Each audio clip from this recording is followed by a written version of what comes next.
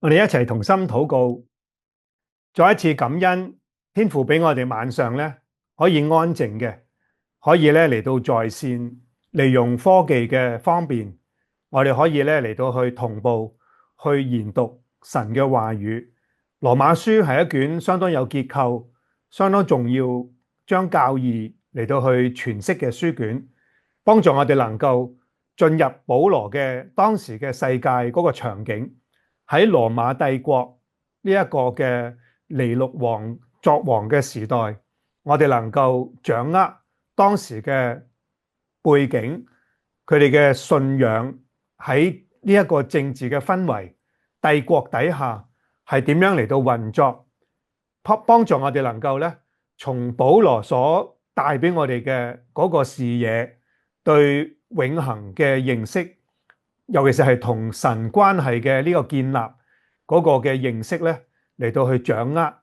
幫助我哋呢啲永恆不變嘅，能夠我哋每一個嘅個人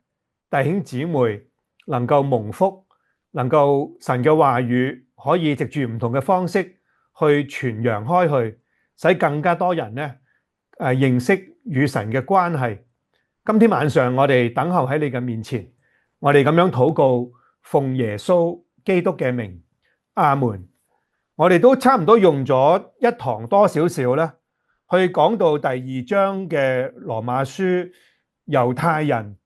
點解保羅要用一個特別嘅 topic 嚟到去講猶太人都需要救恩，都需要唔係靠律法而得救，因為靠律法咧就係佢哋已經係由亞伯拉罕祖宗嘅年代咧一路已經咁樣嚟到運作噶啦。咁但係保羅而家要講嘅就係唔係有另外一個救恩，只係俾外邦人，而係一到第三章都係想話俾我哋知咧，萬民都需要神嘅救恩，萬民都需要因信稱義，所以咧阿保羅先講咗第一章嘅外邦種種嘅藐視，否認，故意拒絕神嘅存在。而帶嚟嘅即係種種嘅罪惡，到第二章咧就嚟到去將一啲可能表面有好有教養、修養、道德或者係有哲理、哲學嘅人咧，佢哋雖然唔係好似一啲大奸大惡咁樣嘅犯罪，但係裏邊嗰個嘅自義啦、拒絕神啦，都同樣係喺嗰個審判嘅行列。咁去到第三類就係上個禮拜我哋講嘅。就係猶太人有佢哋嗰個嘅罪惡，而且呢個罪惡咧更容易就係被佢哋嘅宗教嘅外衣咧所包裹住，因為佢哋有行割禮，佢哋有每個星期嘅安息日，有佢哋每個季度唔同嘅節期嗰個嘅獻祭咁所以咧佢哋係好似好當時嘅帝國都當然唔係每一個皇帝都容許咧。都俾佢哋有一個宗教上面嘅一個自治啦、自由啦，咁所以咧猶太人就有佢哋自己一套嘅生活嘅方式啦，或者一啲嘅食物邊啲係乾淨可以食，邊啲係摩西認為不潔唔準食，咁佢哋都係咁樣遵守咧，咁所以好自然就會有一個自己一派、自己一個嘅喺個當時嘅帝國底下咧。嘅一個同其他人係唔相同，咁樣嘅唔相同咧，又會帶嚟咧係會有一個嘅分別啦，自視過高啦，自義啦，咁呢啲都係喺咁樣嘅氛圍底下嘅羣體咧，係會獨有嘅問題啦。所以我哋上個禮拜提到2章嘅29節，關於割禮啦，咁我哋再讀翻一次，我亦都做翻少少資料啦。上個禮拜唔夠時間講，同埋揭唔到割禮喺新約出現咗，其實好多次嘅。不過具象徵意義嘅屬靈嘅含義嘅，咁保羅咧就喺哥羅西書同埋腓立比書咧，等等咧，包括《使徒行傳》咧，就都有提到關於割禮嗰個屬靈嘅含義啦。咁稍後就啱我就會同大家揭一揭。咁我哋再翻去睇翻整個羅馬書最重要嘅大綱咧。既然間福音係關乎萬民，既然間萬民都需要因信稱義，萬民都需要即係所有嘅民族都需要因信稱義，都需要神嘅救恩，都係在神嘅憤怒審判底下咧，所以萬民都需要得到聽聞呢個福音咯。咁所以咧，宣教肯定係保羅寫呢卷書嘅最重要嘅目的啦。所以救恩論、基督論、聖靈論或者教會或者倫理關係嗰啲，全部要喺呢個大嘅 umbrella 底下，就係羅馬嘅教會必須支持保羅去推動福音工作。其中就係要去到好遠嘅歐洲差唔多最南面嘅西班牙嚟到去宣教。咁呢個就係阿保羅咧，好想羅馬教會咧有咁樣嘅認識。所以如果大家都對宣教有呢一個咁樣嘅眼光，有呢個胸襟，有呢一個神嘅真正嘅帝國、神嘅國度呢個胸襟嘅時候咧，其他嘢就好次要啊。如果唔係，我哋就會放大咗內部嘅矛盾啊。所以好難怪講到倫理關係咧，就出現咗第13章一啲嘅同帝國嘅嗰個相處，應唔應該納稅咧？等等，要唔要順服在上掌權咧？14章就係內部更嚴重嘅宗教嘅矛盾，就係應唔應該守安息日咧？有冇一啲嘅食物係唔可以食嘅，係不潔嘅？咁就帶嚟咧猶太人同外邦人咧就會有呢一種咁樣嘅可能係彼此觀望，但係可能更嚴重就會引發咧一種嘅衝突啊，或者係分門別類啊，你一派我一派啊，咁係好可惜嘅。咁就好難能夠齊心合一去做宣教嘅工作噶啦，因為大家都唔同心啊，所以就喺呢個消耗戰裏邊咧，魔鬼都唔使差遣我哋出去，我哋都唔會出去向外邦宣教。咁所以咧，呢一個係最重要嘅嗰個中心思想咯，係啦。神嘅義喺第1章1到你可以話由18節開始啊，一路去到4章嘅結尾啦。當然嚴格嚟講，去到5章都係可以嘅啊。不過更多嘅關注咧，就係1章嘅18至到3章嘅20節，就係將罪嘅嗰個本質講出嚟啊，將神嘅憤怒點解佢會憤怒，你都係講出嚟，就係萬民欠缺神嘅義啊。邊啲人可以得到神嘅義咧？咁就由3章嘅21一路去到4章嘅結尾咧，就係神嘅義啊，即係呢份白白嘅恩典咧，就係賜俾相信主耶穌嘅人啦。咁所以咧，呢一個嘅分段咧，亦都係相當重要咯。咁你睇睇呢個簡單嘅分段啦。萬民欠缺神嘅義，1章18至到3章至到至到32節啊。跟住第2章咧就講到有2類人啦，表面有德行嘅人，外表有義嘅人，同人之間相對嘅義就唔係真正神能夠稱許、能夠悅納嘅義，因為唔係神嘅本身嘅義，佢嘅本質嘅義咯。咁第3章1到第20節咧，亦都係我哋今日會重點會講啦。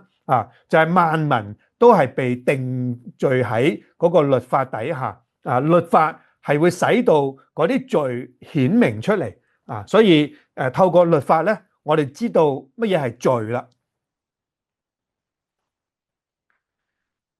咁我哋有提過猶太人佢哋嗰個獨有嘅罪惡咧，就係因為佢哋本身呢個身份咧係神設立呢個民族，由亞伯拉罕被呼召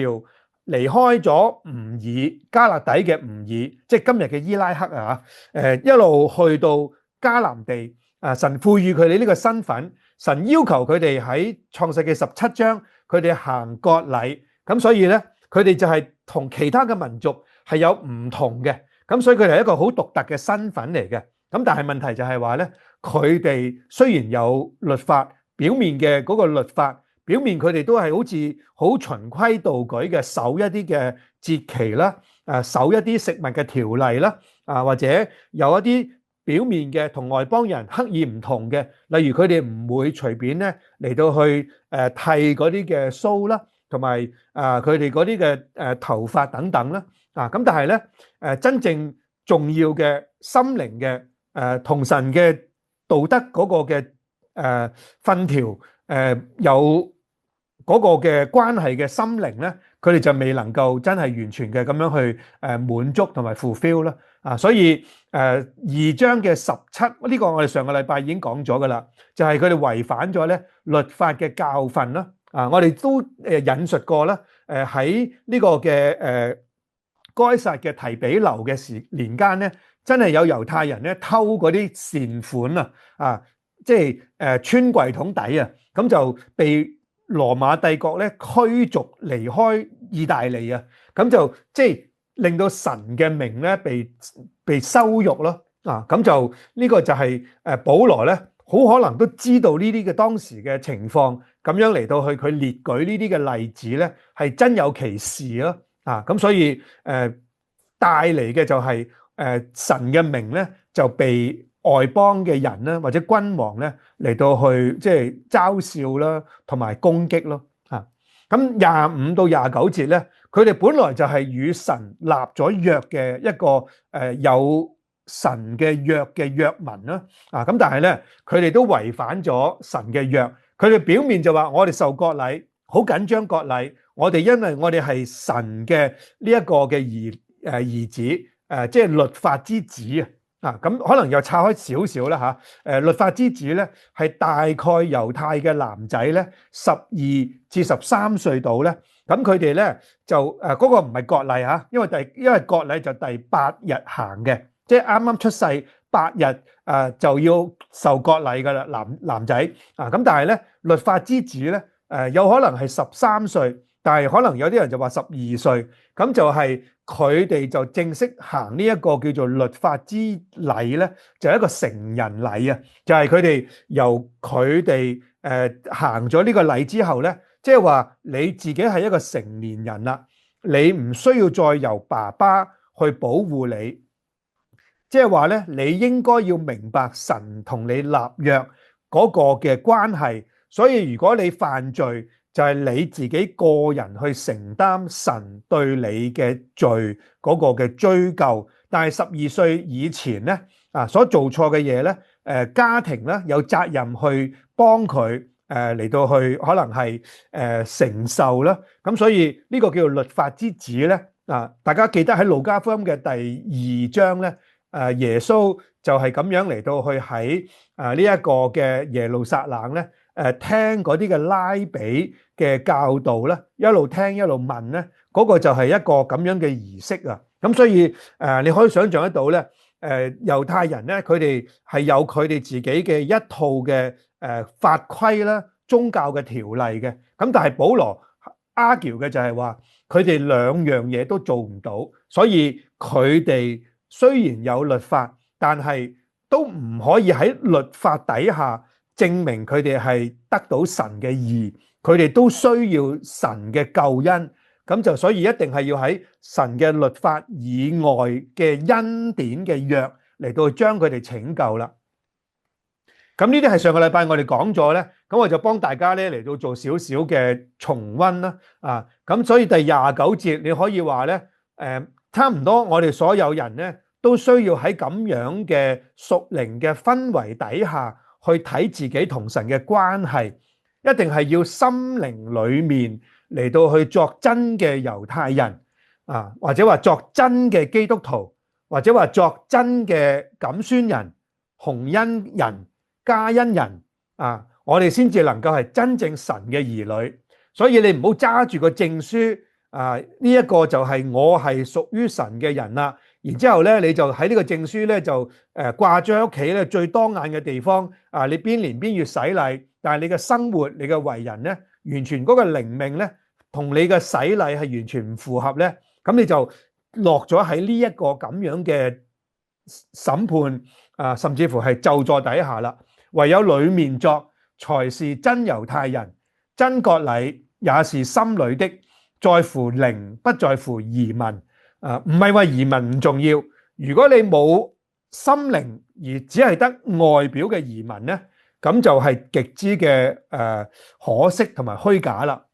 咁所以呢，如果你只係在乎外表呢，哇，喺錦繡堂洗禮真係不得了啦！哇，喺個湖邊又有啲天鵝相伴，跟住之後影相呢，靚絕到不得了啊！如果你只係得呢個儀文呢，外在呢，好可惜，你基本上你下個禮拜你嘅相你都冇興趣睇啦，你都完全呢冇嗰個靈命嘅支撐呢，你呢個外面嘅嗰個感動呢，咁其實就唔得真實啦，所以最終就係會變成為嗰個記憶嘅淡忘呢，你就基督徒嘅身份呢，你就唔能夠一路持久，同埋你越嚟越可以喺心靈裏邊與神嘅因為救恩帶嚟嘅相交、帶嚟嘅相愛、帶嚟嘅和好呢，呢個第5章講嘅呢，你就唔會享受到、經驗到嘅。所以洗禮呢個儀式唔係唔重要，如果只係你強調呢個儀式而冇內心嘅嗰個靈命嗰個裏面嘅同神嘅相交呢，咁嗰個外面嘅儀式呢，唔單止冇幫到你，反而呢嚴重嚟講可以係害咗你，令到你呢以後就同教會越嚟越陌路啊！咁呢個係好可惜嘅啊！洗禮係一個真正進入與神相交嘅開始，唔係嗰個畢業禮啊！洗禮唔係畢業禮啊！洗禮係進入與神更加緊密嘅相交嘅開始啊！所以這人的稱讚唔係從人嚟嘅，係要從神嗰度而嚟。神稱許我哋內心嗰個嘅靈命。所以我哋要睇一兩段關於割禮嘅經文啦。我哋先睇哥羅西書2章11到第13節。保羅點樣嚟到去引述割禮？當然係一種嘅責備口吻啦。哥羅西書，如果我呢一本舊嘅和合本咧，就係新約嘅280頁，咁差唔多咁上下，大家你揭一揭啦。如果你係識電話就相對容易啦，但係如果你係大本聖經咧，我建議㗎嚇，大家買一本大聖經就變咗你喺屋企做研究啊，做睇讀經啊，就大隻啲方便啲咯。揭聖經又容易啲咯。第2章哥羅西書由第6節讀翻起啦，嗰個段落比較詳盡啲。你們既然接受了主基督耶穌，就當遵他而行，在他裡面生根建造，信心堅固，正如你們所領受的教訓，感謝的心也更增長了。第8節，你們要謹慎，恐怕有人用他的理學和虛空的妄言，不照着基督，乃照人間的遺傳和世上的小學，就把你們擄去。因為神本性一切的豐盛，都有形有體的居住在基督裡面，即係話叫我哋千祈唔好離開主耶穌，去聽一啲虛無縹緲嘅學說，一啲嘅似是而非嘅教導因為神已經將佢一切嘅豐盛藉住耶穌俾咗我哋全人類噶啦，有形有體咁居住喺基督裡面。跟住第10節，你們在他裡面，在耶穌裡面呢，亦都得咗豐盛。他是各樣執政掌權者的元首。你們在他裡面也受了不是人手所行的割禮，乃是基督使你們脫去肉體情慾的割禮。你們既受洗，與他一同埋葬，也就在此與他一同復活，都因信那叫他從死裡復活神的功用。你們從前在過犯和未受割禮的肉體中死了，神赦免了你們一切的過犯，便叫你們與基督一同活過來。呢度就話俾我哋知咧，保羅就藉住割禮呢一個咁樣嘅舊約嘅儀式禮儀咧，因為女性就唔需要行割禮噶啦，咁即係咪淨係弟兄先至需要咁樣做咧？呢度嘅意思當然唔係咁啦，即係話咩？既然間我哋已經喺主嘅救恩裏邊得到豐盛，主已經藉住佢嘅聖靈去重生咗我哋，進入我哋嘅生命，洗乾淨我哋嘅罪，我哋就已經咧嚟到去好似做咗一個心靈嘅手術，就係將我哋整個嘅人咧透過洗禮咧，就係我哋已經係好似浸入水裏邊，與主耶穌同埋葬，跟住咧我哋就上翻水咧，就與主耶穌咧同復活，所以就有呢個復活嘅大能喺我哋每一個嘅弟兄姊妹嗰個嘅心靈裏邊，所以我哋係要不斷經驗耶穌係點樣死，點解佢會死，我哋要不斷認同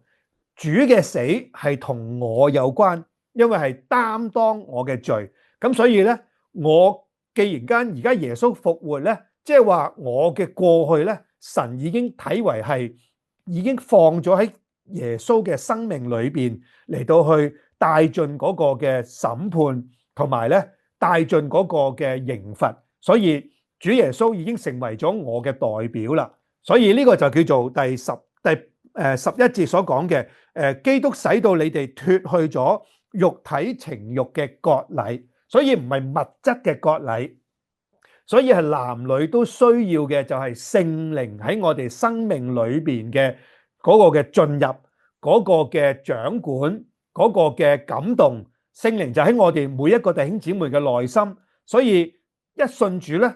第一件事就應該感受到自己係一個罪孽深重嘅人，要向神認罪。咁你嘅罪性對唔住，你嗰個罪嘅惡行，你嘅罪行咧就會被好似嗰啲嘅告白咁樣一筆勾銷，因為主嘅寶血已經洗乾淨，同埋佢已經擔咗我哋嘅罪。咁所以咧呢個就叫做肉體情慾嘅割禮啦，已經割咗噶啦。所以我哋要認同呢一個十字架嘅死咧，其實係你同我應該釘上去嘅。但係就算我哋釘咗都冇用，因為我哋唔能夠再解決我哋自己一生要行善嘅問題。咁所以咧，基督嘅死就係關乎我啦，基督嘅復活又係同我有份啦。所以耶穌嘅復活而家喺天上咧，阿保羅喺哥羅西書都話咧，其實而家我哋同主耶穌咧一同在天上嘅。呢個當然就係講緊原來我哋有兩個嘅世界，一個係屬靈嘅世界，所以我哋可以隨時向耶穌禱告咧，其實就進到天上嘅至聖所噶啦。我哋同時間實實在在，我哋係活喺呢個地上嘅，我哋實實在在係要面對我哋嘅生老病死，萬事就係好事壞事，我哋想嘅事，我哋期望發生嘅事，同我哋意料之外嘅事，都係會臨到我哋嘅人生嘅。但係咧呢度話俾我哋知，基督已經為我哋做咗呢個割禮啦。所以記得咯，我哋從前喺未信主之前咧，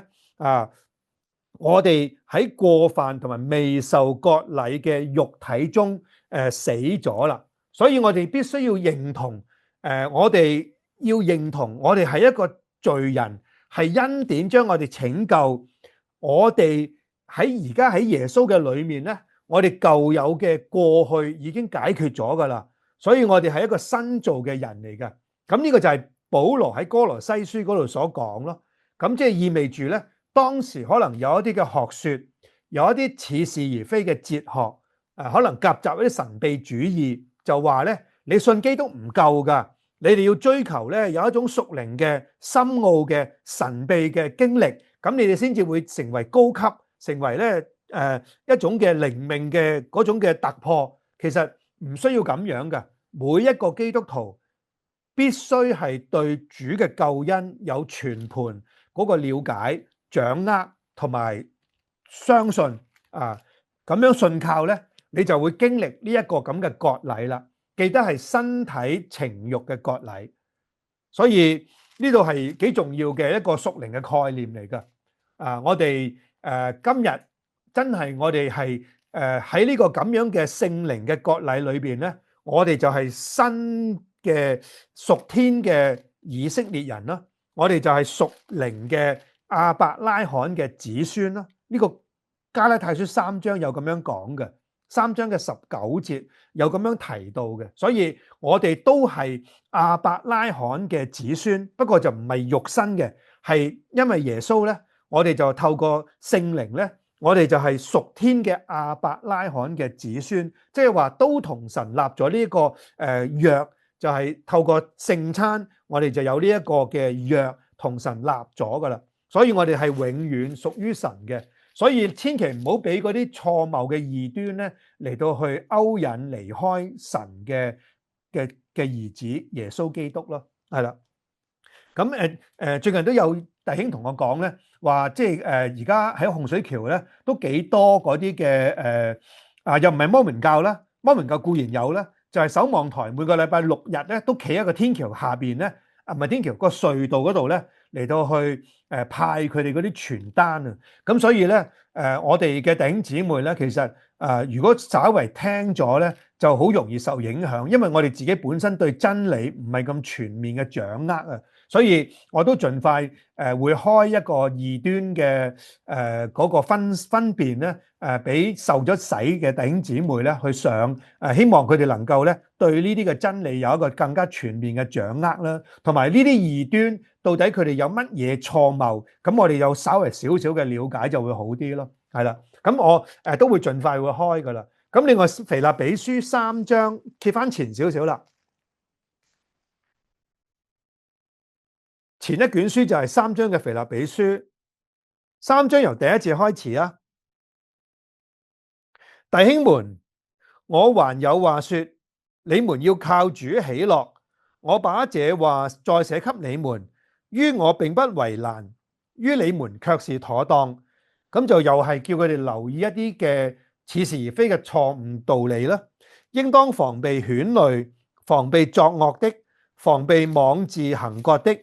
妄自行割，即係話有啲可能極之熱心嘅，又係一知半解嘅猶太人嘅信徒咧，就勉強嗰啲外邦人咧，哇！你未行割禮，你唔夠聖潔，你冇我哋猶太人咧咁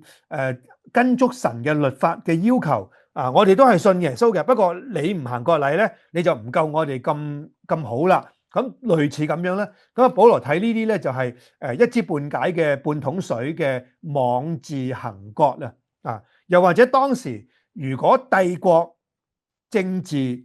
對猶太人有一個 favor 嘅，你如果想得到呢啲咁樣嘅 favor 咧，你就要巴不得我都行割禮，哇！我咁大個都行，即係證明咧我真係有咁嘅熱心嗱，咁又可能會有呢啲咁嘅妄自行割啦。咁所以一定要同翻當時嘅國情啦、社會嘅背景咧嚟到去相掛鈎。咁所以保羅咧可能好意識到咧，教會都可能會受呢啲嘅輿論嘅影響。所以保羅講咧，唔係你外表要扮一個猶太人，唔係你要跟舊約嗰種嘅形式去生活啊。可能好快咁講一個啦。大家聽過安息日會未啊？佢哋嘅主張咧就好好嘅，嗱，有一啲嘅激烈嘅嘢咧，我哋唔做唔食嘅，例如我哋唔飲咖啡啦，咁呢啲冇乜所謂嘅，我都唔飲啦，因為我會敏感啊嘛，但係佢哋講緊嘅就係嗰啲嘅食物帶嚟即係神唔喜悅啊，咁係過火咗啦。跟住咧，佢哋認為崇拜係應該跟猶太人安息日星期5嘅日落計起嚟到去做嗰個崇拜做禮拜，所以安息日會係必須星期6崇拜。咁我哋感受都有嘅，咁感受係咪安息日會呢？咁啊唔係啦，因為我哋有啲人佢禮拜要開工，所以都夠一定嘅人數呢，有咁嘅需要呢，所以我哋就開星期6晚嘅崇拜，係分流，唔係因為要守安息日，所以係兩樣嘢唔同嘅啊，所以唔同嘅思潮啦，嗰啲嘅思想啦，嗰啲嘅教導咧，我哋要好小心咯。咁所以唔係我哋每一樣嘢都要咁樣跟，就叫做合神嘅心意咯。保羅呢度嘅講法就係話，要防備呢啲人，因為第三節希望大家都背熟佢啦，都係重要嘅經文嚟嘅。因為真受割禮，乃是我們這以神的靈敬拜，在基督耶穌裏邊誇口，不靠着肉體誇口嘅人。跟住保羅就話：如果要誇口啊，第四節，其實我都可以誇口喎。跟住佢就立即講咧，我就係第8日受割禮啦。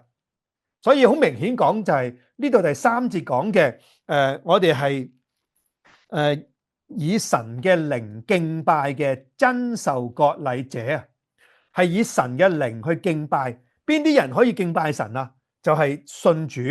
認識神、有聖靈內住喺我哋嘅心裏邊嘅人，先至可以敬拜神嘅。所以我哋一定要記得咧，呢一個保羅講嘅嗱，其實佢自己啱啱即刻就講啦，我第8天受割禮係根正苗紅嘅猶太人啊，但係佢完全唔誇耀呢啲嘢。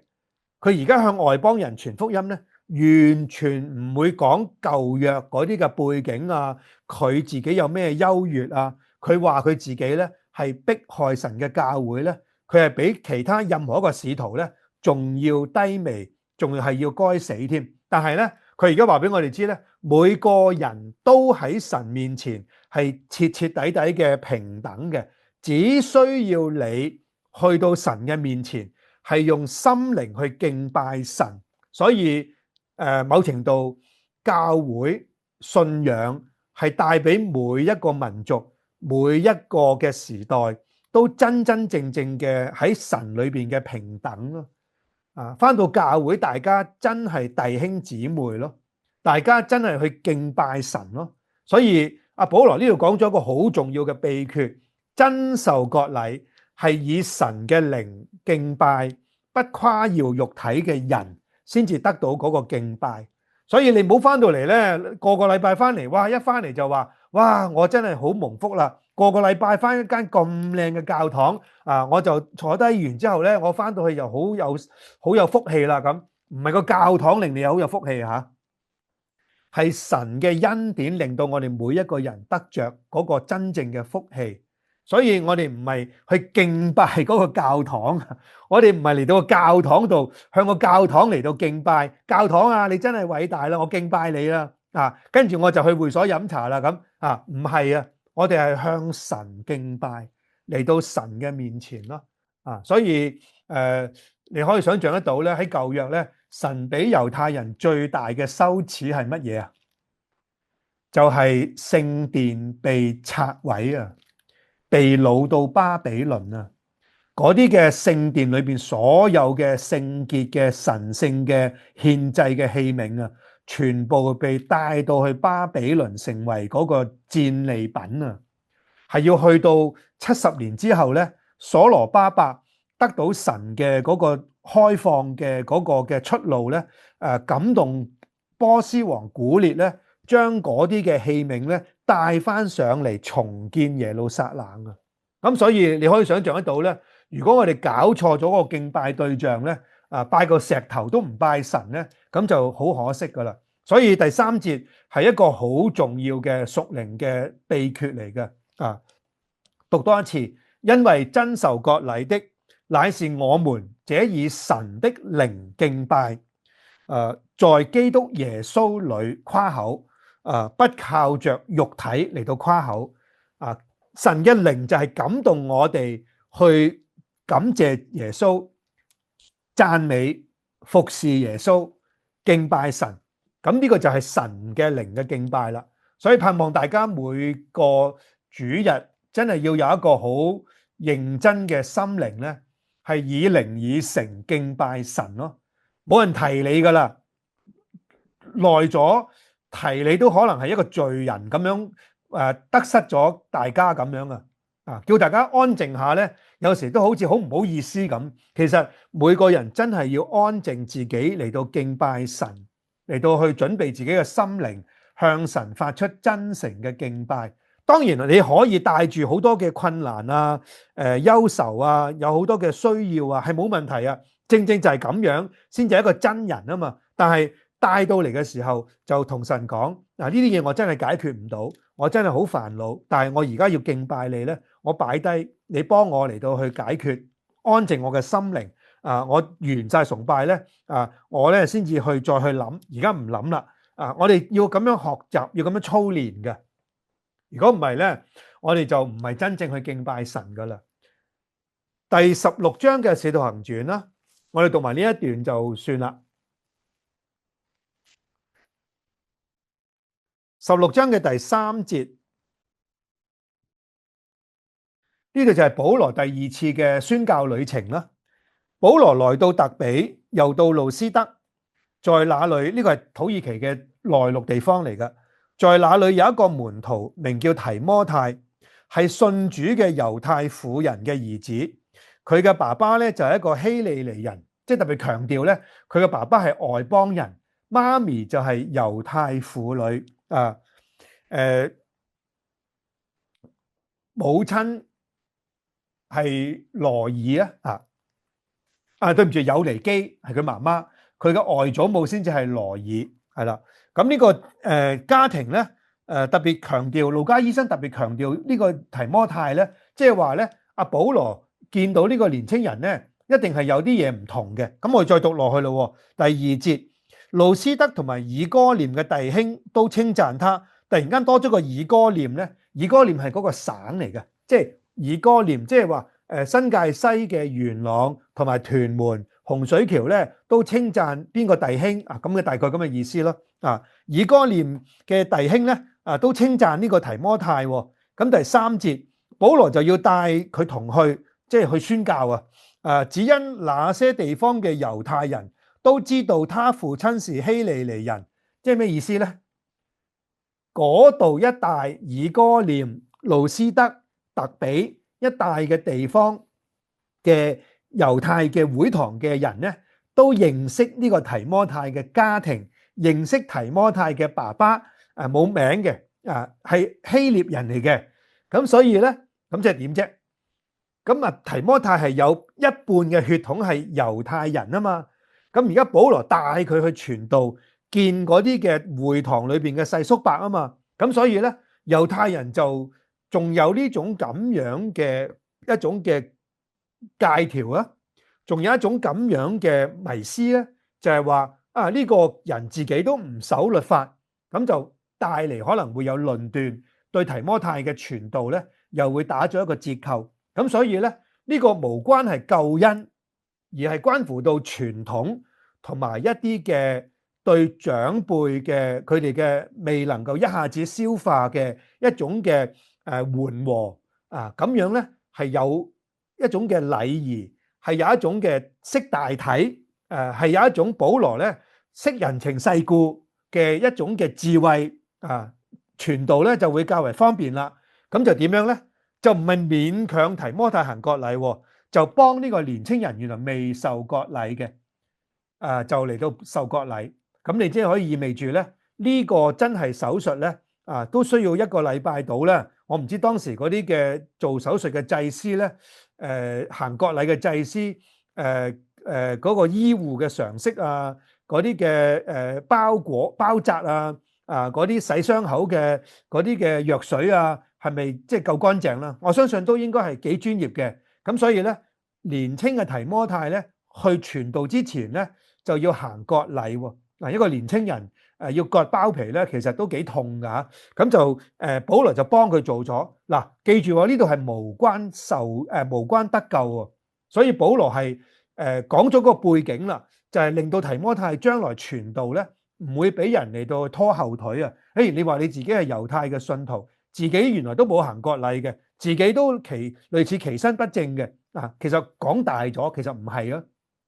因為已經冇需要噶啦嘛。外邦人係冇需要行割禮噶嘛。咁但係呢個就係一半猶太人，一半希臘裔咧，咁就為咗傳道嘅方便咧，就幫佢行割禮。咁呢個就係保羅嘅智慧啦。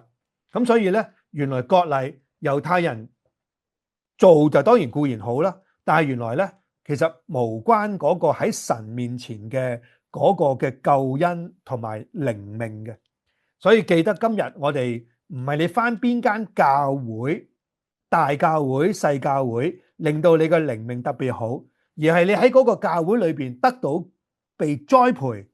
全面掌握聖經真理，同埋有參與侍奉嘅嗰份嘅熱心、嗰份嘅擺上，係咁樣嚟到去蒙福。所以唔關你喺邊間大教會，個個禮拜都係出名嘅神學院院長都冇用嘅。如果你自己都唔去追求，自己都唔好好嘅去成長，唔將自己嘅生命擺上俾神，去讓神裝備，被神去用，咁樣呢，其實都幫唔到幾多嘅。所以喺教會越耐，有時呢越難去更新。你好似話乜嘢道我都聽過啦，我更加你未講我都識點樣講俾你聽啦。冇錯，唔反對嘅，咁一的而且確係添。但係嗰個道有冇入到我哋嘅心靈呢？嗱，原來間教會一樣嘅，有啲人翻嚟淨係做嘢嘅，佢好熱心做嘢，佢冇諗過聽道，冇諗過安靜坐喺度嘅。有啲仲更加諷刺呢，我聽聞有啲人呢，佢做完嘢佢就走咯，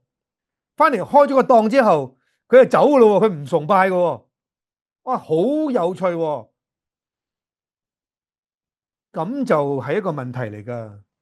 應該係要有牧者去勸導，去循循善誘。我哋唔係要請廉價勞工，亦都唔需要。我哋係要翻嚟敬拜神啊！如果侍奉令到你翻嚟做完嘢就走咧，咁就真係一個好大嘅問題嚟噶。到底係教會嘅問題啊？去即係唔使錢去用啲弟兄姊妹啊？因為弟兄姊妹自己不知不覺有一個錯覺，有一個嘅誤解。聚會嘅目的呢，咁你就可以想象得到呢。如果我哋經年累月係咁樣，咁自己嘅靈命唔成長呢，你就唔好怪任何一個人啦。必須係要自己面對神喺我哋生命裏邊不斷嘅重整啦，不斷嘅去更新啦。咁嗱，呢個就係割禮嗰個部分咯。咁所以同2章嘅29節係完全一樣嘅，真受割禮。係我哋呢啲以神嘅靈敬拜，所以外邊肉身嘅割禮，保羅話不是真割禮。哇，咁就挑起好多猶太人嘅反感噶啦。呢一句說話已經帶嚟咧好核突、好衝擊猶太人嘅律法主義嘅嗰個觀念噶。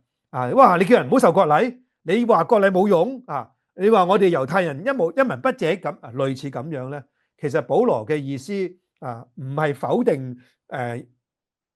肉身應該行嘅禮儀，但係如果只有外在嘅禮儀呢，冇咗裏面嘅嗰個嘅真誠同埋靈命嘅與神嘅相交關係呢，咁嗰個就係一個真正嘅問題咯。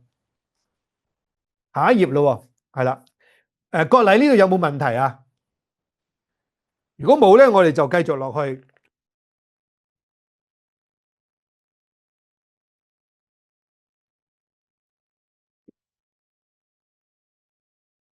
猶太人嘅身份，我哋睇完第2章之後呢，跟住就會有一個其實大家應該浮現嘅問題，就係咁係咪猶太人一無是處呢？神嘅律法同埋割禮同埋呢啲嘅約係咪完全冇任何嘅功效呢？咁就保羅又喺度假想有咁樣嘅針對佢，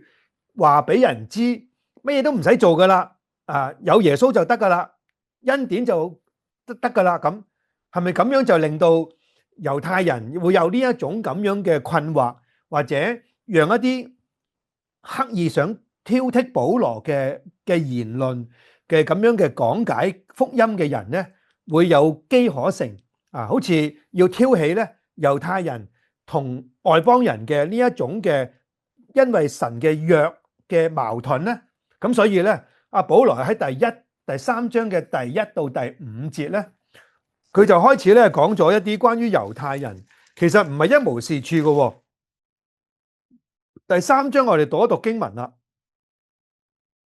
第3章嘅第1節，這樣說來，猶太人有什麼長處？割禮有什麼益處呢？第2節，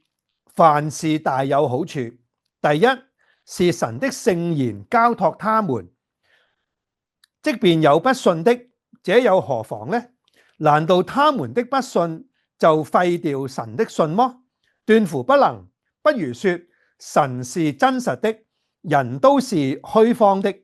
如經上所記，再一次引述舊約，呢度就係詩篇嘅51篇第4節，係大衛向神認罪嘅詩篇啊！你責備人的時候顯為公義，被人議論的時候可以得勝。咁啊，保羅咧就將一啲當時可能係佢諗到，可能真係有其人挑剔保羅嘅傳道嘅呢啲人咧喺度嚟到挑骨頭，所以保羅咧就假設以為佢咁樣講咧，嗰啲人就會話嚟到論斷批評阿保羅，就話乜你講到猶太人一文不值，講到神嘅約好似完全冇用咁樣。保羅就話俾我哋知咧，其實佢唔係咁嘅意思。一方面咧，神嘅猶太人，呢一個神嘅子民，同埋佢呢個割禮嘅約係有咩好處啊？所以話凡事大有好處。第一就係神嘅聖言交託他們啊，呢個真係好奇妙、好特別。猶太人佢哋真係一路傳承住抄寫神嘅摩西嘅律法書，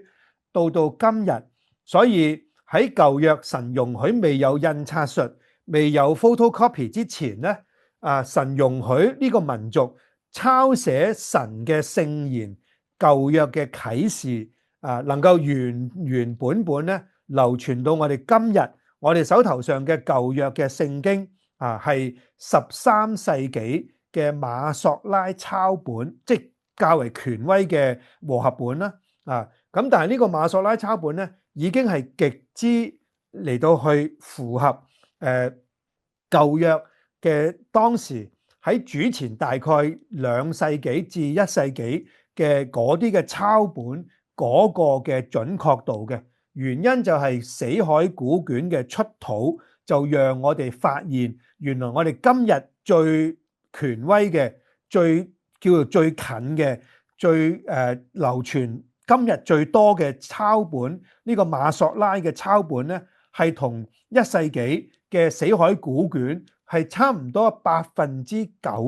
嘅完全一樣。你可以想象得到嗰個抄本嘅嗰個嘅嚴謹度，所以神嘅聖言交託俾猶太人，猶太人就忠於佢哋呢個民族嘅身份咧，捍衛住神嘅嗰個嘅書卷嚟到一路咁樣流傳，讓後世嘅人都可以誦讀。咁呢個就係記住係一路每個時代咁樣嚟到過去，因為神容許未有嗰啲嘅高科技發明，唔會話主前嘅2000年咧就已經有互聯網，就已經有影印，就已經有電子版，就已經有相機高清等等，係冇嘅，乜都冇嘅，只有一支筆，仲要係嗰啲蒲草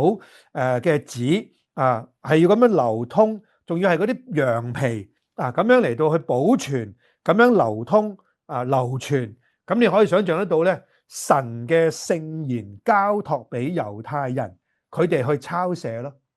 所以今日新舊約傳書又有電子版，又有咁多唔同嘅 version 嘅 apps 咧。如果我哋唔讀神嘅聖言咧，咁就其實好可惜咯。當然啦，神都會感動同埋興起咧。有好多嘅聖經學者啦，有啲宗派咧係好嚴謹讀經啦。咁所以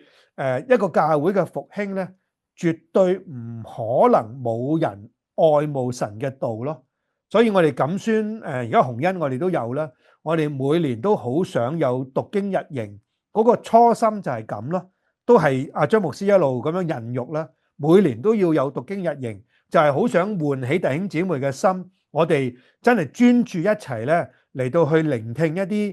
具準備優質嘅一啲嘅經卷嘅研讀，咁樣嚟到提起我哋以後自己去研讀嘅嗰個方法啦，嗰個興趣啦，嗰個嘅投入啦等等。所以神嘅聖言交託俾猶太人，神嘅聖言有冇交託俾我哋錦宣家、洪恩家咧？咁我哋真係要問嘅，我哋必須係要對神嘅道咧係要有一個嘅掌握，認識，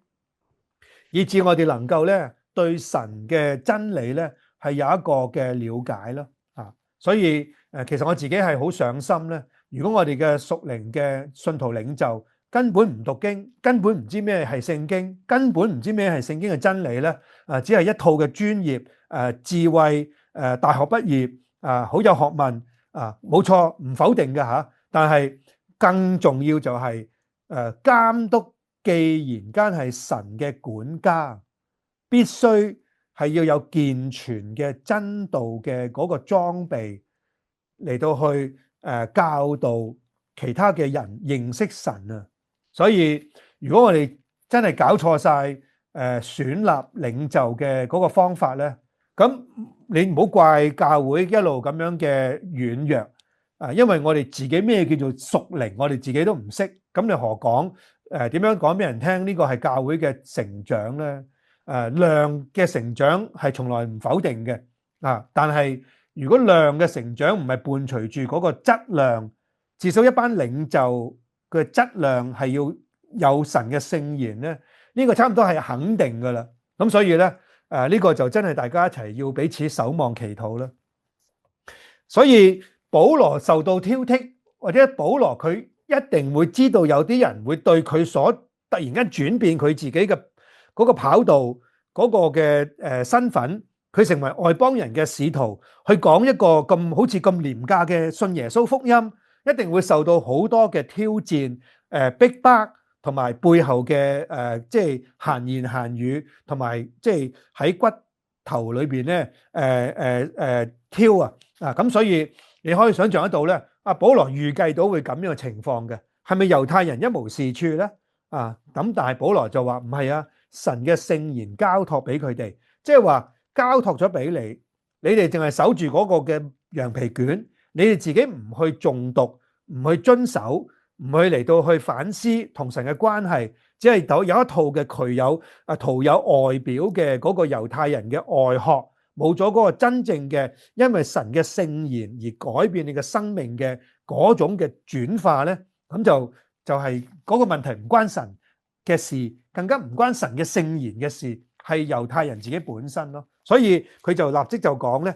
即便有不信嘅，又有何妨咧？唔通佢哋嘅不信就廢掉咗神嘅信實，神嘅嗰個真實咩？神嗰個不變咩？神嘅信實就係嗰個不變啦，係啦。斷乎不能啦，不如說神係嗰一位永恆不變嘅神，係啦，即係話佢嘅應許，佢嘅約係不變嘅。猶太人變，猶太人單歸佢自己嘅身份，但係神嗰個嘅信實，應許亞伯拉罕佢嘅子孫永遠可以蒙福咧，係不變嘅。神自己係不變嘅，咁所以咧呢度保羅嘅一個 argue 咧係好重要，話都俾我哋知咧。就算我哋見到有唔同嘅人，我哋過去好尊敬佢，而發現佢咧係有好多嘅限制，好多嘅瑕疵咧，我哋採取包容同埋接納，因為大家都係人，都係罪人，我哋唔需要高舉人過高，但係千祈都唔好調翻轉踩一個人踩到過低，大家都係人嚟嘅啫，所以呢個世界唔應該有聖品人嘅當然我哋唔 buy 天主教嗰啲嘅情況啦，我哋都冇需要去論斷人哋教宗點樣啦。但係我哋自己咧記得，人係虛謊，但係神係信實嘅。呢個就係第3節所講，即便有不信，有何妨呢？唔通佢哋嘅不信就廢掉咗神嘅信實咩？即係話唔通你見到邊個人佢嘅軟弱，你就否定你嘅信仰咩？唔需要咁樣做噶。我哋應該更加包容。禱告我哋應該為嗰個人，為嗰個教會祈禱，就唔係加入嗰個論斷網上嘅去公審，唔需要咁樣嘅。大家都係神嘅兒女我哋當然如果有機會嘅，可以好言相勸，佢唔聽嘅，我哋盡咗我哋嘅責任。即係如果認識嘅，如果唔認識就更加唔應該咁樣妄下判斷啦，係啦。咁但係記得保羅呢度話俾我哋知咧，就算人嘅不信咧，都唔應該廢掉神嘅信實咯，所以我哋唔好因為人而離開教會咯，唔好因為我哋見到人好似我哋自己特別屬靈啲咧，哇呢個人咧就係咁噶啦，冇得救噶啦，唔需要咁樣嘅。我哋應該帶住一個恐懼，但係我哋要記得神係信實嘅，唔會因為人嘅虛謊、人嘅不信咧，就廢掉神嘅真實，就咁嘅意思啦。跟住就話人都是虛謊的，不如說人都是虛謊的，神是真實的。咁就即係保羅調翻轉講啦。所以你唔好睇人啊，人根本就係虛謊噶，人根本就係唔能夠做足100分噶，係永遠都做唔到噶。所以永遠都係在恩典裏邊去依靠神噶。咁所以咧，呢個就係話俾我哋知。永遠要轉眼仰望耶穌啊！嗱，我好中意一節聖經嘅，對我自己有好大嘅幫助嘅。希伯來書嘅13章第8節啊！嗱，大家一定要識背啊！如果你係參與侍奉嘅咧，就更加要銘記喺心靈裏邊。我哋侍奉嘅人咧，係有好多嘅嗰啲口訣啊！好似嗰啲乾坤大挪移嗰啲波斯文嗰啲口訣咁樣咧，張無忌練完之後就可以功力猛進啦。嗱，聖經都有好多呢啲對於侍奉者嘅重要嘅口訣，其實聖經係金句啦。13章嗱，好重要嘅第7節，13章嘅第7節，作者喺度咧，我相信都可能係保羅，係我相信咋吓。因為好多人都唔認為係保羅寫嘅，當然作者就冇講佢自己係邊個咯，咁所以就變成2000年嘅懸案咯。翻到天家咧就要問下邊個寫希伯來書嘅，唔該你行出嚟，係啦，俾我哋開估到底係巴拿巴定係保羅吓，因為都有啲人話係巴拿巴寫嘅。第7節，從前引導你們傳神之道給你們的人，即係嗰啲傳道者啦。從前即係佢已經死咗噶啦吓。你們要想念啊嘛，想念他們，效法他們嘅信心，留心看他們為人的結局。哇，想念、效法、留心看，即係話好重點嘅去注意呢啲人嘅人生嘅為人啊。跟住第8節咧，嗱，好重要，第8節13章嘅第8節就係耶穌基督昨日、今日一直到永遠都係一樣。你睇人啊，佢帶領過你啊，你思念佢啊，你留心睇佢啊，耶穌基督先至係昨日、今日一直到永遠都唔改變。即係話人昨日你見佢，哇，好正、好勁、好好、好尊敬，今日再睇佢咧，不外如是，同一齊做同工都差唔多嘅啫咁吓。甚至乎咧，你某啲嘢仲好過佢咁吓。有一次我咁樣講好似唔係幾好，不過都當係個笑話咁算啦吓。我哋喺神學院嘅時候咧，有個神學院嘅老師就話咧，佢話哇，去完洗手間睇住一個比我年紀大嘅教授，去完洗手間唔洗手喎，即係當講笑咁樣啦吓。咁當然佢完全冇開名啦，咁樣吓，即係有時呢啲當係茶餘飯後咁講笑啦。咁但係其實我哋如果認真去睇人咧，我哋係會有時會有過去嘅印象，同埋而家嘅嗰個嘅大家嘅位份，同埋值得我哋再能夠去蕪存菁嘅，總係會有每個人嘅限制同埋瑕疵啦嚇。咁但係13章第8節就好緊要啦。係我哋一個好重要侍奉嘅嗰個基礎，無論人點樣，曾經喺我哋生命裏邊咧留下好大嘅我哋對佢嘅敬重。但係人始終係人，或者你可能有一日你已經超越咗佢啦，但係唔緊要嘅。耶穌基督昨日、今日一直到永遠都係一樣，即係話永遠我哋要注目仰望耶穌，就會有力量繼續咁樣嚟到去孤單前行。我哋應該要擔負起嘅神安排俾我哋嘅責任咯。好似嗰啲電影啊、電視啊，嗰啲臥底警察咧，成日都要忍辱負重啊嘛。我哋年青嘅時候咧，就有一套叫《獵鷹》咧，劉德華咧就俾太太啊、俾屋全家人咧都睇佢，因為佢已經走咗黑社會啊嘛。但係佢有口難言，因為佢係臥底啊嘛，咁即係有時呢種咁樣嘅心情咧，侍奉者就一定會有咯，真係唔係拍戲啊！有時你做一啲決定咧，真係千夫所指啊，但係唔緊要啊，你對準神，你知道呢件事一定係對整個群體有益嘅，咁你就一定要咁樣去做咯，唔做先至容易啊嘛，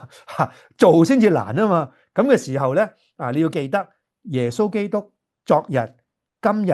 一直到永遠都係一樣，所以千祈又唔好做一個犬儒咧，對人咧點都睇唔起，個個都睇唔起，你係最叻嘅咁，完全唔好咁樣添。調翻轉咧，你覺得有啲曾經幫過你，而家佢都可能被你超越咗咧，你要記得佢都係人，佢都會過去，等於我哋一樣會過去，所以耶穌基督先至真正係唔改變，值得我哋投放我哋整個生命去服侍佢，去被佢去使用咯。所以送俾大家呢一節真係好重要嘅口訣，係好重要喺你，尤其是應該係喺你自己好失落嘅時候咧，你就背下呢隻金句啦嚇，讓聖靈咧提醒翻你。喂，你睇邊個啫？你睇耶穌咪睇佢喎？佢有佢嘅跑道，佢有佢嘅工場，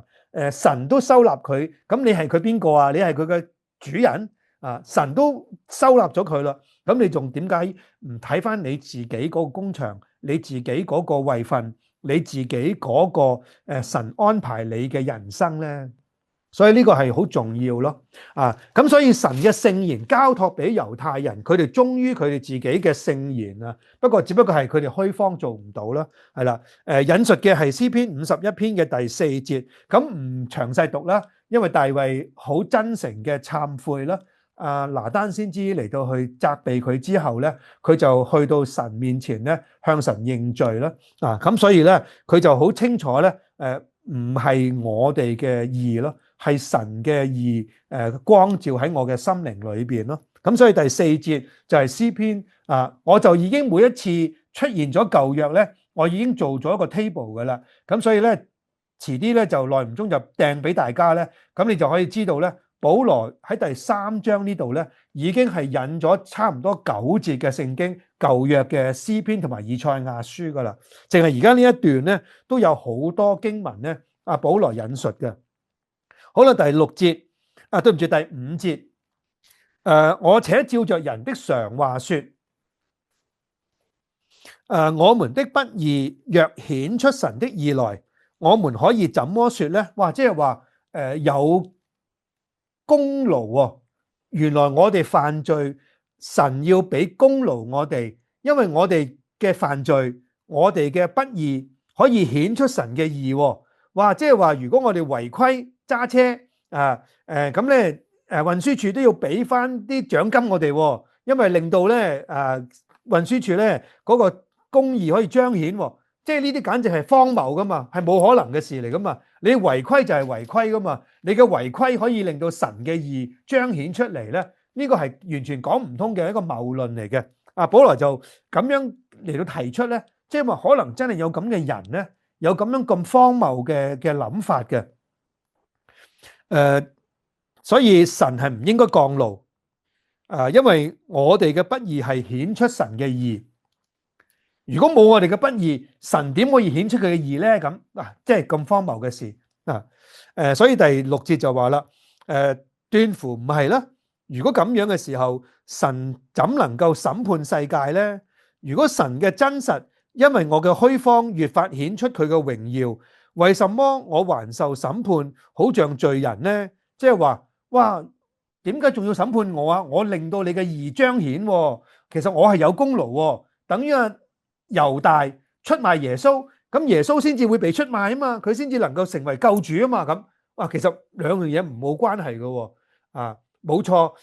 猶大真係被預定佢要出賣耶穌，但係唔等於咁樣佢就有功勞咯，佢的而且確係出於佢自己嘅貪心、懼怕，想同耶穌劃清界線，想喺最後嘅耶穌嘅死亡，佢都要攞一啲嘅油水咁即係從來冇諗過要為神嘅義咧嚟到去付上代價，佢一心係諗住犯罪，因為一心已經認定咧耶穌係對佢嚟講係冇任何嘅利用價值所以有時神都容許我哋咧喺人生咧萬事都效力，就係有時讓我哋都有一啲嘅困難啦，考驗我哋嗰個信心啊！哇，次次你都順利，日日你都稱心如意，有求都必應，咁樣嘅信仰咧，遲早有一次咧就好嚴重嘅崩潰啊！所以有好多人咧，一有一啲嘅佢嘅人生嘅低谷咧，就第一時間佢要否認嘅就係神。其實喺低谷喺幽暗，更加要喺嗰個黑暗裏邊找住神啊，就唔好離棄啊！呢個先至係真正嘅信仰啊！咁所以保羅話斷乎不是啊！如果咁樣嘅時候，神點能夠審判世界呢？神要同一啲人嚟到去討價還價，好似要買通一啲人咁樣，根本係唔可能嘅事。神本身就係真實，人自己去犯罪，人自己去背棄神，人自己唔去根據神嘅嗰個義去生活，就係必須要面對神嗰個懲罰同埋審判嘅。咁所以呢度話俾我哋知咧，保羅就話第7節，如果若神嘅真實因我嘅虛謊越發顯出佢嘅榮耀，為什麼我還受審判，好像罪人？即係話將一樣嘢咧嚟到去扭曲咗，即係本末倒置咗，嚟到去將個罪仲要怪責翻俾神。神啊，係你令到我犯罪，神啊，我犯罪咧，應該你俾啲獎勵我，因為令到神嘅義咧可以彰顯出嚟。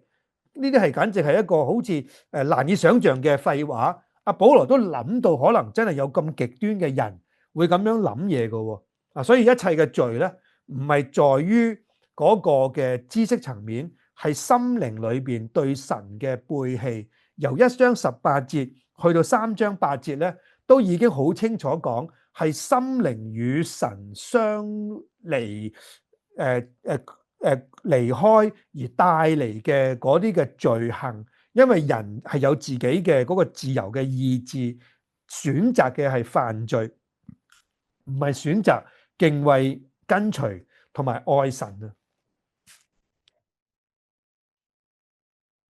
係啦，第8節，為什麼不說我們可以作惡以成善？即係話我做錯嘢，神應該要獎勵我，因為我作惡可以帶出善。咁呢啲就係絕對冇可能嘅事咯，因為神根本就係有權去制定嗰個嘅法規，嗰個嘅道德律，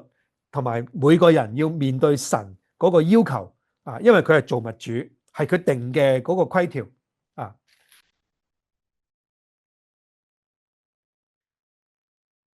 所以後邊就話，這是毀謗我們的人呢，說我們有這話。所以呢度可能就係暗示呢。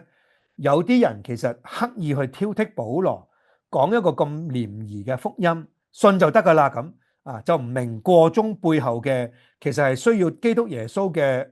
嗰個嘅犧牲，嗰個嘅痛苦嘅捨命嗰個嘅被神離棄嗰種嘅痛苦嗰種嘅絕望以為咧就咁信就得噶啦咁就帶嚟咧有呢一種咁樣嘅好似廉價嘅福音嘅一個論說。咁所以保羅話咧，係呢啲人咧，試圖咧，嚟到去毀謗我哋有咁樣嘅說話，呢啲嘅人咧，其實就更加應該被定罪啦。因為唔單止唔去謙卑反省自己喺神面前嘅不義，反而挑剔保羅呢一班傳道者講嘅因信稱義，帶每一個人進入救恩與神和好嘅呢個咁重要嘅一個嘅福音嘅傳遞咯。所以如果我哋喺咁樣嘅人生喺教會係專係挑剔人，而自己不思長進喺神嘅救恩裏邊咧，嗱，要好小心噶，唔係講笑嘅。因為你自己延遲咗自己與神嘅相交和好嗰個生命關係。你就不斷用挑剔作為你自己自義嘅嗰個材料因為你喺咁嘅狀況底下咧，永遠覺得自己係好啊，因為你唔好你就唔會挑剔人啊嘛，咁所以咧係會帶嚟一個好嚴重嘅冇咗一個自知反思嘅能力嘅一個嘅狀態噶啦，咁所以咧千祈唔好有呢一種咁樣喜歡喺教會咧嚟到去嗰個眼睛淨係不斷留意邊個人嘅唔好啊，咁呢個係好嚴重嘅。嗱，咁就第3章1到8節咧，就已經講咗呢一個保羅諗到有人會挑剔保羅，講到猶太人好似一無是處，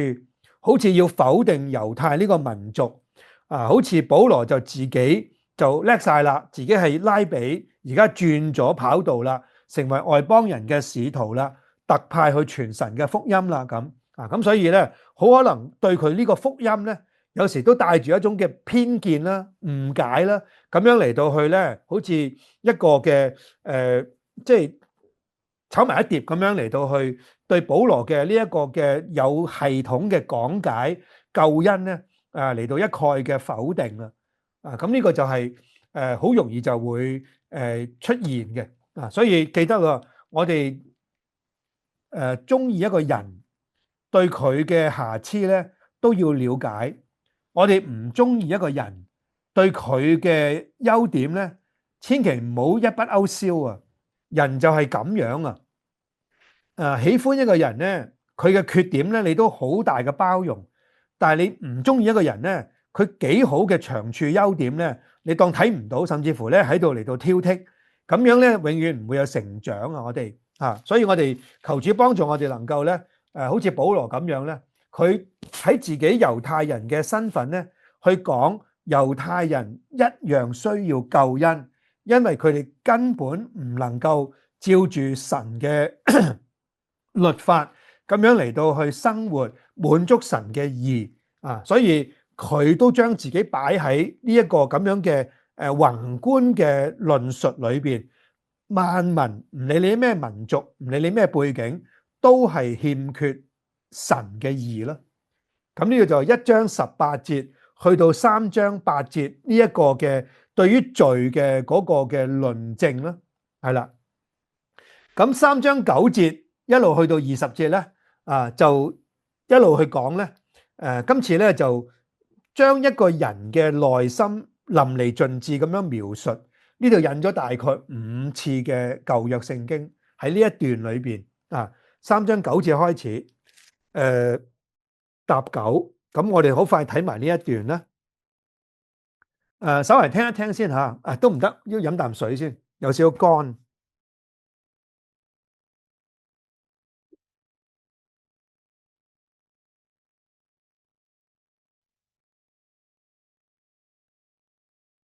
希望我哋今日能夠睇晒3章9到20節啦。咁有啲難度嘅，因為仲有3個字。第9節開始，這卻怎麼樣呢？我們比他們強麼？我們係邊啲人呢？決不是的，因我們已經證明猶太人和希利尼人都在罪惡之下，即係所有嘅人類咁意思啦。就如經上所記，沒有義人，連一個也沒有，沒有明白的，沒有尋求神的，都是偏離正路，一同變為無用，沒有行善的，連一個也沒有。引述嘅係詩篇嘅3段聖經，詩篇嘅14篇第1至3節，詩篇嘅53篇1至3節，另外應該有一個我唔記得咗係第10篇定咩啦，第13節，他們的喉嚨是敞開的墳墓，他們用舌頭弄詭詐，呢個係詩篇嘅第5篇，嘴唇裏有呢個虺蛇，虺蛇即係一啲好毒嘅一啲小蛇嘅毒氣，就係詩篇嘅140篇，係啦，滿口都係咒罵苦毒，咁呢個第10篇嘅詩篇，係啦，殺人流血，他們的腳飛跑，所經過嘅路便行殘害暴虐的事，平安的路他們未曾知道。嗱，呢度就係詩篇，對唔住，呢個就係以賽亞書嘅59章。跟住18節，他們眼中不怕神，詩篇嘅36篇。跟住就係第19節，呢度引咗幾多段經文啊？1、2、3、4、5、6、7，已經有7節嘅詩篇同埋以賽亞書啦。淨係呢一段對於罪惡罪人嘅內心嘅描述，好特別喎。由個心一路去到咧嗰個手腳，因為行路啊嘛，跟住個口，跟住個頭，跟住嗰對眼眼中不怕神，即係話全個人啊，所有嘅民族嘅整個嘅人啊，都係在呢個罪惡底下。嗱，當時羅馬帝國係一個極之強盛，同埋鼓吹羅馬嘅盛平，盛平即係話太平盛世，條條大路通羅馬，即係話唔會有盜賊，唔會有土匪，唔會有一啲咧突然間咧會有啲嘅人咧捉咗你，即係話係好安全，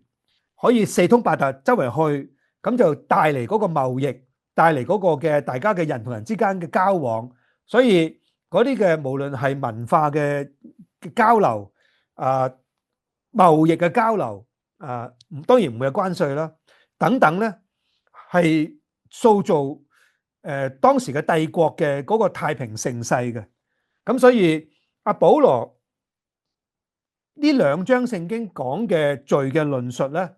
其實佢唔係想刻意打對台，而係將人無論你帝國認為幾好嘅一個制度，當時羅馬嘅法律制度係相當好㗎嚇。其實今日嘅法律咧，特別係普通法咧，幾多係根據羅馬人佢哋制定律法咧，嗰個嘅一路嘅嗰個嘅背景咧，咁樣嚟到去慢慢孕育嘅。所以羅馬人咧，係對於法律嗰個制定咧係非常之嚴謹嘅。有佢哋一個嘅咁樣嘅呢一個民族嘅特性嘅嚇。咁所以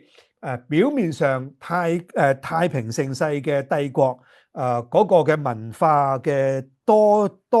樣性嘅包容，嗰個交流，促進好多嘅唔同嘅貿易或者文化上面彼此嘅激勵，各方面啦。但係喺神嘅救恩底下，萬民仍然有佢嘅限制，有佢嘅欠缺。就算幾好嘅制度，都係唔能夠與神有直接嘅嗰個相交，同埋嗰個嘅復和，必須係要透過耶穌基督呢一個嘅救恩，先至帶嚟咧人整體嘅可以與神和好。咁即係話意味住咧，如果人一個一個嘅人，一個國家一個國家咁樣嚟到悔改信主咧，就會帶嚟咧喺制度上面只會更加嘅完善，只會更加嘅嚟到去帶嚟平等，只會更加嘅帶嚟人可以克制自己內心嘅慾望，帶嚟咧嗰個嘅大同嘅一個嘅人同人之間再冇猜忌，再冇任何嘅敵對啊！咁所以咧唔係帝國，唔係任何一個制度去改變人類嗰個命運。人類其實就按照住1章18去到3章嘅8節咧，其實應該3章20節咧，所有嘅世界嘅人咧，只係步向神嘅審判嘅嗰個嘅將來嘅永恆嘅刑罰，就係火湖啦。所以阿保羅唔係用一種敵對嘅心態咧，去同地上嘅政權咧嚟到去挑戰，而係佢講述人性嗰個限制。所以冇任何一個制度咧，可以將人嚟到去承載、改變同埋轉化，必須係要透過因信稱義嘅呢一份恩典咯。為義人係因信得生咯，嗰個生命就會改變。所以最大嘅動力係源於裏面嘅心靈嘅改變，係有神嘅靈嚟到去改變嘅一個割禮咯。所以呢度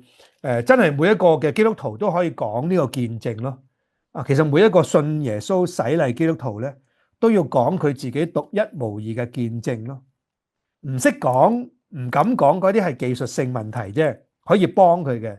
但係必須要講俾人知點解你信耶穌，點解你會可以信到耶穌啊？咁呢啲係每個人都獨一無二嘅，你唔可以揾人幫你代講嘅。代講係可以，因為你已經講咗，但係咁樣係唔夠全神咯。所以每個人都應該有咁嘅機會去講佢自己嘅得救見證咯，好重要嘅呢個係屋企人嚟聽都係想聽阿邊個嘅見證啦，我唔係想聽你嘅見證，我想聽我嘅仔嘅見證啊嘛，即係類似咁樣咯，所以其他一切都係技術性問題咯，時間唔夠嗰啲係技術性咯，唔緊要噶，嗰啲睇點樣調整嘅啫嘛。最重要嗰樣嘢就真係最重要咯。所以第3章我哋要記得咯，呢度話俾我哋知，阿保羅去形容一個人從裏邊到外面都係唔敬畏神，而嚟到去犯罪，而且幾恐怖嘅一個人。如果我哋犯足晒呢啲嘅人呢，冇義人啦，偏離咗正路，跟住呢就一路咁樣嚟到去，佢嘅喉嚨係敞開嘅墳墓，喉嚨係敞開嘅墳墓。我哋見到墳墓，我哋都驚，因為污糟嘢啊嘛，污糟嘢即係不潔咁嘅意思嚇，唔係嗰啲鬼，唔係嗰啲污糟嘢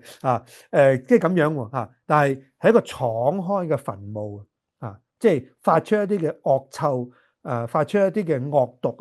果然係啦，舌頭係弄詭詐即係話一嘴兩舌即係背後講人壞話啦，各方面嘅嘢啦嘴唇裏邊咧有虺蛇嘅毒氣，哇，仲毒過飯鏟頭啊！虺蛇嘅毒氣係嘴唇，哇，整個嘅心靈由舌頭、由個嘴、由個口咁樣嚟到去講出嚟，哇，其實舊約都幾恐怖咁樣描述罪人相信我哋自己都有啦，過去我其實我唔知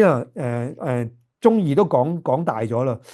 好細個就由聽粗口到屋企都講粗口，周圍講粗口，已經係即係習慣噶啦。喺牧區個個都講噶啦，冇人唔講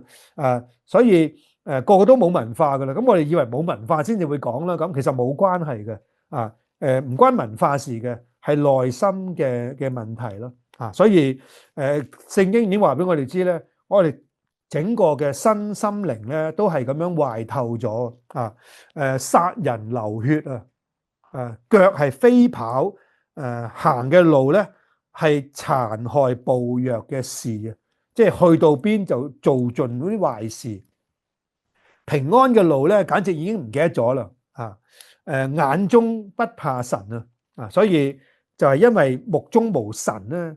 就會帶嚟目中無人咁樣嘅比較啦、驕傲啦、仇恨啦、嫉妒啦，好多呢啲嘅衍生出嚟嘅問題，都係源於每個人嘅眼中冇神咯。咁所以我哋就求主俾我哋自己有呢一個對神嘅存在嘅敬畏啦。大概上咧就係咁樣，所以第19節係嗰個總結啦。我們曉得律法上嘅義律法上嘅說話咧呢個頭先我哋講咗啦。全人嘅犯罪由裏邊至外面，身心靈手口腳頭眼睛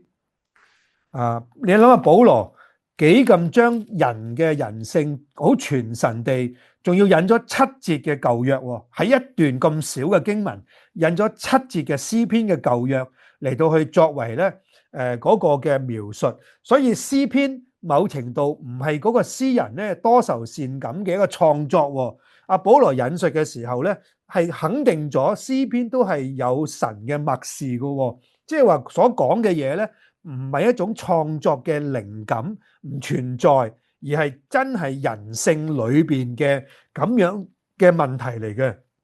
咁但係咧去到最後嘅總結咧就係呢一度啦，面臨嘅係集體嘅毀滅啦。罪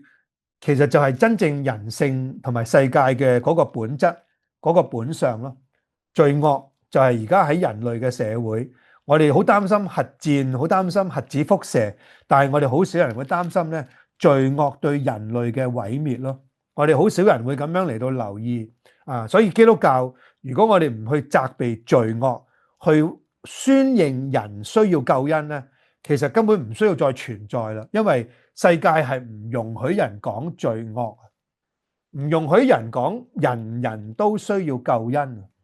所以呢個係我哋需要面對人類集體面對緊嘅呢一個再唔悔改就要面對神嘅審判。所以我哋要努力去傳福音，將神嘅名咧要嚟到去宣告，叫人咧去求告悔改，得着神嘅永生。咁所以最後嘅總結就係19、20節，我們曉得律法上嘅話都係對律法以下之人說的，好塞住各人的口，叫普世的人都服在神審判之下。所以呢個就係嗰個嘅結果。有冇留意？就係我哋曾經講過呢，1章18節係嗰個嘅對唔住，1章16、17節係嗰個嘅人類嘅出路，就係答案啊！我不以福音為恥，這福音本是神的大能，要救一切相信的，先是猶太人，後是希利尼人。你留意下第3章第20節、19、20節呢一度呢，又再一次講緊所有嘅人類都面對喺神嗰個嘅咒詛底下、審判底下，所以嗰個答案就係唯有因信稱義先至可以帶嚟嗰個拯救。所以1章18至到3章20節呢，就係嗰個頭尾嘅中間嘅內容，就係人類目前喺神面前嘅光景。但係神一早透過保羅咧講咗嗰個答案啦，只需要因信就得到生命啊！所以3章21節咧就係另外一個答案，就係而家喺耶穌裏邊咧啊，因基督耶穌嘅救贖就白白稱義。所以係1章16至3章21咧，就係嗰個三文治，中間就係嗰個人性嘅嗰個嘅描述，罪性、罪行等等咯。咁今晚我哋就到呢一度啦。天父，我哋將我哋今日睇嘅3章1到20節，同埋1章18節到3章20節，呢個對全人類嘅嗰個描述，就算係一個咁好嘅帝國制度底下，人都唔可以靠自己去到神嘅面前稱義。多謝天父，因為福音就係神嘅大能，可以拯救任何一個相信嘅人，但係需要係相信，所以求主俾我哋能夠努力將呢一個要人決志相信嘅福音咧，帶俾人去認識、去得救。多謝你俾我哋能夠有呢一個時間，將呢一段咁重要嘅經文咧做一個分段，同埋做一個嘅簡單嘅詮釋，盼望弟兄姊妹能夠掌握。當我哋一路繼續講呢個因信稱義嘅發展嘅時候咧，我哋更加能夠明白同埋掌握，獻上感恩禱告，奉耶穌基督嘅名，阿門。